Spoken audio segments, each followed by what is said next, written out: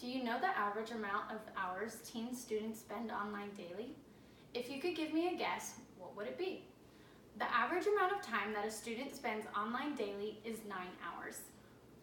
What percent of students check their devices hourly? 78% of teenagers check their devices hourly.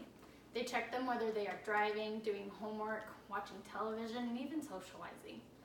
What percent of students go online daily? 92% go online daily, and 25% are online constantly. What percentage of students felt that they were addicted to their phone? A full 50%. Do you know what percentage of students said they wouldn't be able to function for a day without their phones? About half. While over a quarter said they were nothing without their phones. That's sad when a teenager says that they are unable to live without their phone. There are multiple factors that prove that negative impact that technology has on teenagers.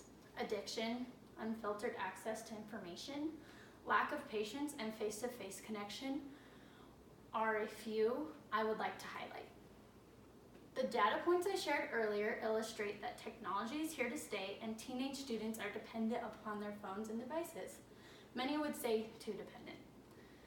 Teens themselves report they are addicted. I often hear adults complain about how frequently teens are on their phones, looking down and not engaging with those around them. Interestingly, however, teens are mimicking adult behavior. Do you remember the question I first asked you about how many teens check their devices hourly? It was 78%. What do you think it is for parents? 69%. Pretty close. Parents and educators alike debate rules surrounding the use of digital technology.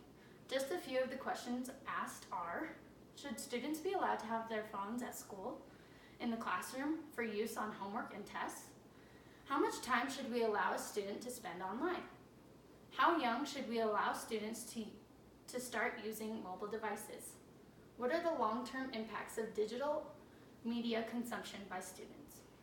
These are very real challenges as outlined in the documentary film Screenagers. The second impact is unfiltered access to information. While on the surface, this seems positive.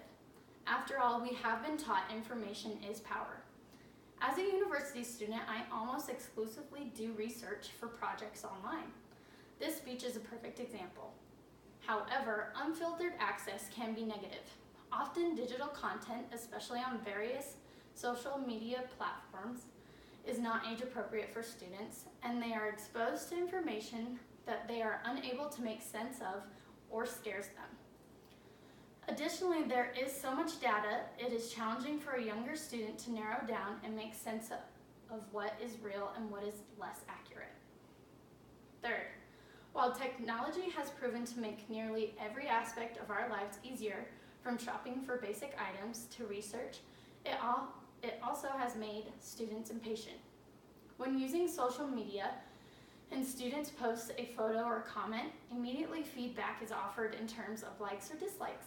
This has in turn created a culture of impatience. Even I have grumbled when I order something online and it doesn't get delivered quickly. Finally, the negative impact I would like to highlight is the lack of need for actual face-to-face communication amongst teens.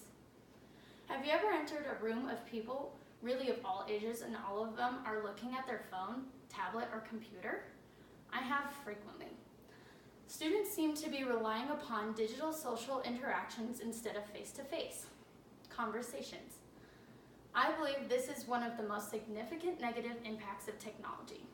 The questions surrounding technology by parents, educators, and teens themselves are critical. There is no prescription or clear answers.